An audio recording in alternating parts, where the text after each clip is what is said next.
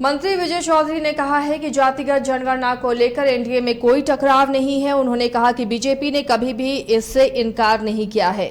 विधानसभा में बीजेपी ने भी जातीय जनगणना का समर्थन किया है। उन्होंने कहा कि हमारा मकसद लोगों को लाभ पहुंचाना है। जातिगत जनगणना का समर्थन किया है उन्होंने और कहा कि सभी जातियों की इससे संख्या स्पष्ट हो जाएगी, ऐसे में कार्य करने में भी आसानी होगी। उन्होंने कहा कि मुख्यमंत्री नीतीश कुमार की सर्वदलीय बैठक में इसके लिए आगे की रणनीति बनाई जाएगी।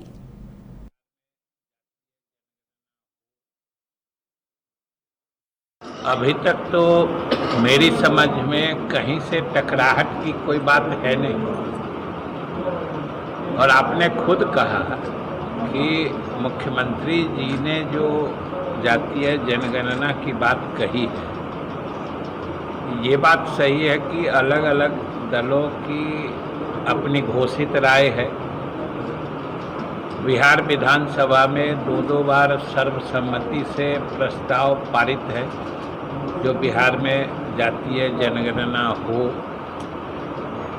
मुख्यमंत्री जी ने जो कहा है कि इस विषय पर वो शीघ्र ही सर्वदलीय बैठक बुलाएंगे, और सर्वदलीय बैठक बुलाया जाना क्यों आवश्यक है इसके संबंध में भी उन्होंने बताया है, क्योंकि यह काम सभी दलों की राय से ही हो सकता है। दूसरी बात है जो मुख्यमंत्री जी ने स्वयं कहा है कि सब दलों की राय हो जाएगी, फिर तो इसे मंत्रिपरिषद से भी इसकी स्वीकृति लेके आगे की कार्रवाई होगी। तो ये तो चरणबद्ध तरीके से इस दिशा में।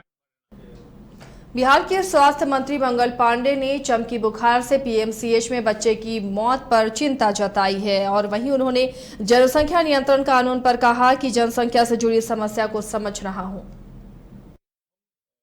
चूंकि मेरा स्वास्थ्य विभाग है तो परिवार कल्याण कार्यक्रम 1952 से इस देश में चल रहा है। उसमें परिवार नियोजन इसका नाम था। तो कुल मिला के उद्देश्य यही होता है कि हम कैसे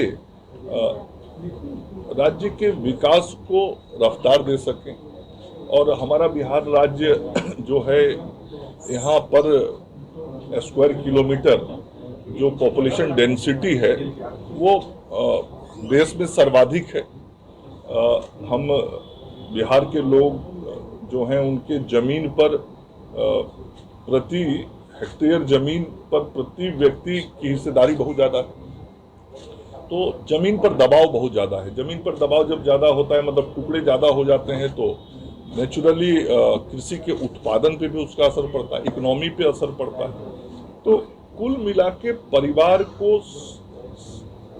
नियोजित करना, परिवार को बेहतर करना, शिक्षित करना, और परिवार का कल्याण जिसमें हो उस बात की चिंता करना, तो यह चिंता पूरी दुनिया करती है, पूरा देश भी कर रहा है। और पूरे देश में आज TFR 2 हो गया है, और बिहार में भी 2005 तक TFR 4.2 था, जो घट के आज 3 पे आ गया है।